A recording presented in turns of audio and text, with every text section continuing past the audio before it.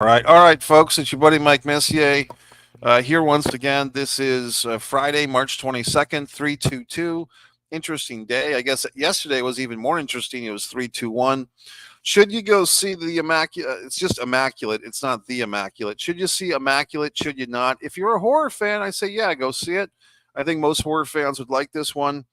If you're not a horror fan, I would say probably don't go see it. It has a lot of elements that non-horror fans don't like. Blood, guts, body parts. I mean, the thing that gets me with horror films, I say this a lot: ankles getting slashed, fingers getting bent, eyes. This one has a new one for me: a fingernail getting ripped off. Oh God! So I do have to close my eyes a few times. People, if someone gets shot in the chest, I'm all for it, or if a monster comes, I'm all for it. But that thing with like body manipulations, I don't like that stuff.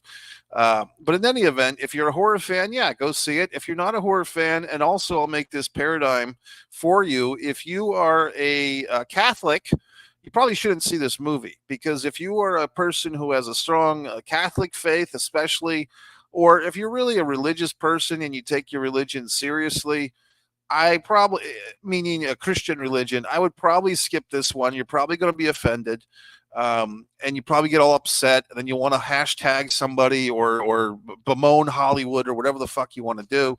So only if you're a horror lover, probably see this one. And I guess the other niche or fetish out there, which is growing in popularity, is the lady behind me here, the image, Sydney Sweeney, is basically the star and one of the producers of this movie. And I think it was good for a horror film. Actually, it was better than I thought it would be. I thought the movie, what I thought going into it, not really seeing a whole lot about it, I thought it would be just another like bad things happen in the house of God type of horror movie. But there's actually more to it. And spoilers be damned, folks. Some spoilers coming up. Let's talk about it. So I thought the movie was interesting because the concept of this kind of cult like church in Italy is one of these, no offense to my Italian friends. I think I have one legitimate, like, Italian friend in my life. I have many Italian American friends, but a person who's actually from Italy, one guy that I know in my life, nice guy. But Italians, in my opinion, are kind of like one of those countries that think they're better than everybody else. You know what I mean? Like the old country and all that good stuff. I think Italians, and fine, go right ahead. Maybe it's great. I don't know. I've never been there, but Italian people typically do look down upon the rest of us, and that's fine. But I mean, they're in Italy. It's this. What do you call a nunship? A nunnery. Get thee to a nunnery. It's a house of nuns, um, and it's and then this young. In this review here, it says doe-eyed Sydney Sweeney nun. She's getting kind of a tinge sexually harassed by like the foreign embassies or the people that are signing her into the country. They're saying, in Italian, what a waste, look at that body, type of thing that they're looking at her. And then she gets in there, and it is kind of one of those things because, by all accounts, Sydney Sweeney, any character she plays is going to basically be an attractive female because she's very attractive. And so we do kind of wonder, what is she doing here? What is this, bombshell blonde doing becoming a nun? And she does give a kind of a little bit of a story there, but it seems like there could have been more. There could have been more of the moment before. What brought this character, Cecilia, into the nunhood? What inspired her to do this? It felt like that might have deserved 5 minutes of our time. Like I could have invested 5 minutes into the movie to see, even if it was like a traumatic situation or some type of life-changing situation, where Sister Cecilia just, she's inspired to become a nun. I think that might have added to the gravitas of the proceedings. But we don't get that. Instead, we just, kind of throw her in the mix. And then we find out as this film's going along that really what's going on here with this Italian church, this cult type of deal, is that they're basically looking for a breeder for the resurrection of Christ. And how would they pull that off, you might be asking? Well, basically, this church has acquired one of those nasty spikes that were put in the feet of Jesus Christ. You know what I mean? The Lord and Savior. They have one of the spikes that was put in his feet, for God's sakes, or for his sake. And they have it in their possession. And apparently, as we find out later in the film, they've taken off flakes of human DNA from the spike, and they've been able to, for the last 20 years, through trial and error, they're trying to manifest a baby from the genetics. But what they need for their, splicing of the Messiah, they need a woman to carry the baby. So that's where enter Sister Cecilia, because for whatever reason, she's the chosen one. Maybe they feel that there's a backstory there where she, as a child, as a 12-year-old child, was caught under ice, and she died for 7 minutes, but then she survived the traumatic incident. We do see a little flashback to that, but not much. And so they feel that she's got a strong system, like her body or her soul or her spirit is strong, so that she can survive giving birth to this manufactured Messiah, let's call it. So it's a good concept for a horror film. There was another horror film less than a year ago that I saw. I'm trying to remember the name of it or who was in it, but it was something like the woman was trying to keep her kid alive through some types of wings. My buddy there in Chicago, Carl, is checking in. Hi, Carl Kate. Carl's got an interesting YouTube channel as well, and we've done some cross promotion.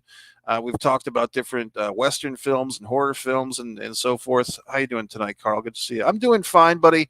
I just did a review on Ghostbusters, which I didn't like. This movie, Immaculate, I actually do like. So I know you're a horror film guy, Carl. You probably want to see this one. Let me go back to the movie review. I like this movie because it has a storyline. The storyline is pretty, I wouldn't say it's totally unique, but it's pretty unique in this, let's manufacture a Christ type of thing. Interestingly enough, a friend of mine wrote a screenplay somewhere in the ballpark of this type of story like 25 years ago.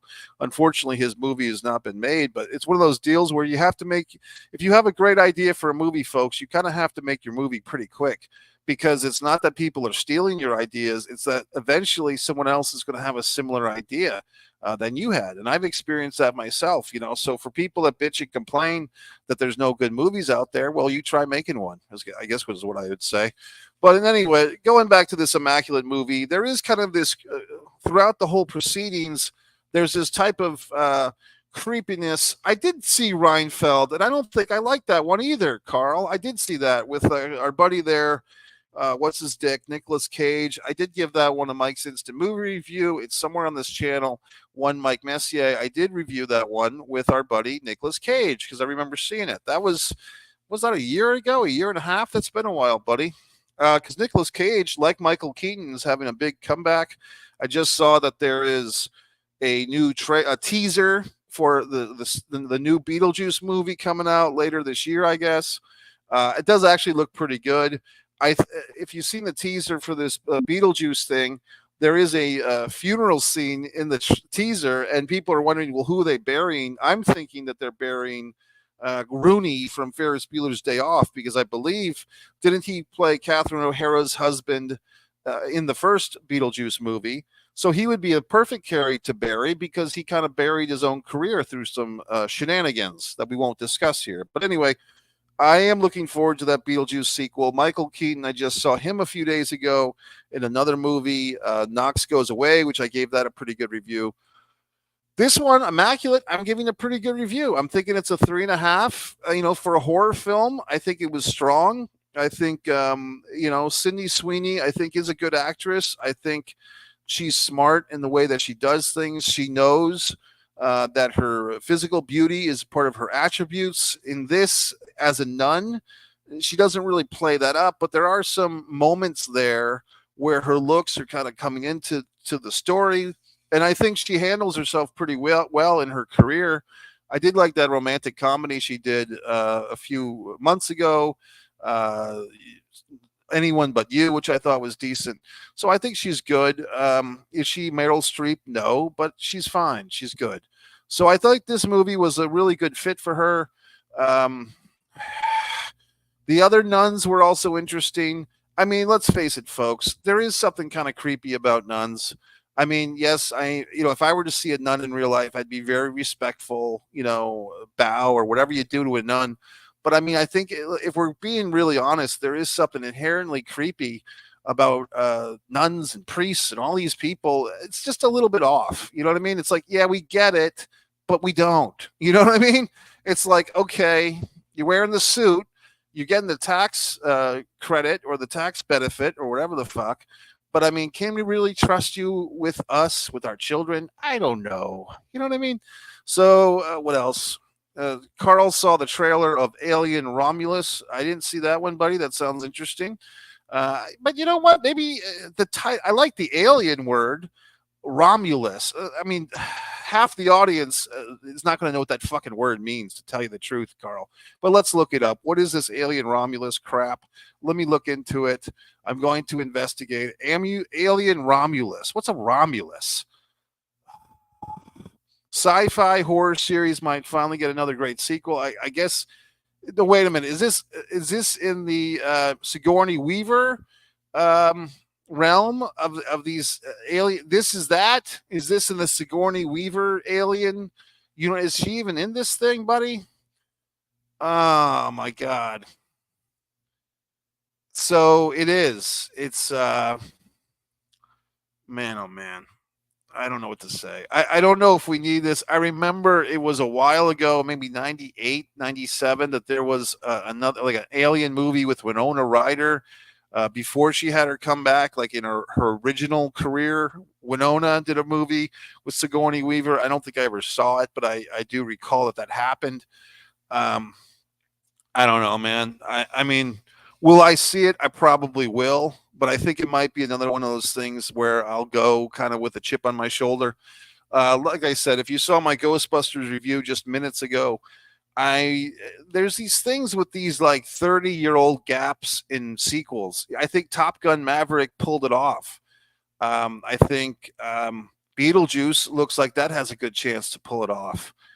I think some of these movies with like really long sequel, gaps. It's an interesting concept. I guess you could say Creed, whenever like the Creed movies started, was that 2016 perhaps? I think the Creed movies, there was a pretty big gap from 2016. When was the prior Rocky Balboa movie? Was that 2009 or 2010? And before that, 1990 with Rocky 5. So you can pull this stuff off. And I think Carl and I are in congruence here. Yes, Beetlejuice 2 does look good. I think it looks good as well. I mean, you have Winona Ryder, Jen Ortega. I mean, that's smart to go to her. She's like the queen of horror now. I saw Elvira was Twitter fucking earlier, or trending, as they say, or Xing, whatever the hell they say. And that was exciting. But, I don't know, buddy. I mean, I don't know. But it's interesting when they have these like movies. One of the things I forgot to say about Ghostbusters, the one I saw tonight, The Frozen Empire, it's just so goddamn serious. It's taking itself so serious, just like Dune 2 did. Dune 2, I really didn't like as much as I thought I would, or as much as other people did. And this Frozen Empire thing, I don't think I really liked it much at all. You know what I mean? I don't like Paul Rudd. I'm sick of Paul Rudd. I'm sick of a lot of things. So that's it. If you have any other further thoughts, Carl's taking advantage of the fact that if you are actually on the YouTube channel here, fine folks, you can chime in, you can leave a comment. I'll see it in live time. If you happen to be watching on X or Facebook, and you might be getting frustrated because you're leaving all these wonderful comments and I'm not acknowledging you, okay, it's because I don't see the comments. I have to see them. You have to come over to the YouTube channel and actually push the subscribe button, which, guess what? It's actually free. So there's no excuse not to. What else can I say? So it's officially Friday, 1:43 in the morning, Eastern Standard Time. One Mike Messier. I say, once again, if you're a horror fan, Immaculate. Is there anything else I can say about the movie? Like I said, a lot of blood, a lot of guts, a lot of violence. If you're not into that, don't skip this one. If you're a religious person, a Catholic especially, don't go see this. Don't get yourself upset. You won't like it. And there's nothing terribly enlightening in this movie, or that's going to change your worldview. It's just a fucking movie. So I would say, like I said, you will get upset if you are a strong Catholic person. and so forth. But I thought, Sydney Sweeney did well. I thought the end of the movie, spoiler, was fine. It was fitting. It was appropriate. I don't think we need a sequel to this one. Could they do a sequel? Sure, they could. But it kind of feels like if there was an Immaculate 2, it would be with an actress that wasn't Sydney Sweeney. And it would be like one of those TOO sequels where just another person goes through the same song and dance that the first person did. What else can you do with the way they ended this movie? It's pretty much over. But I mean, I thought it was good. I thought it was intense. Like I said, I have certain things that I won't want to see when I see a horror film. I know when they're coming. Small digit manipulation, add fingernails to the list now. I guess I have to add that to the list. Some pretty crazy shit happens in this movie. A pregnant woman is killing people. Like she's actually in the process of giving birth to this messianistic type of baby product, and she's killing people along the way. So I mean, it's pretty hardcore there. So girl power, hashtag, all that good stuff. That's it. It's your buddy Mike Messier, one Mike Messier YouTube channel. Go to MikeMessier.com. Buy all my books like Carl has. You can go and on my website, MikeMessier.com, you can find all my social medias, all my wonderful novels. My artwork is on one artist, Mike Messier. You can do all these things. This is things that you can do. Okay. So have a good fucking weekend, everyone. I'm sure I'll be doing more videos. This movie, I give it 2 thumbs up. Good job, Sydney.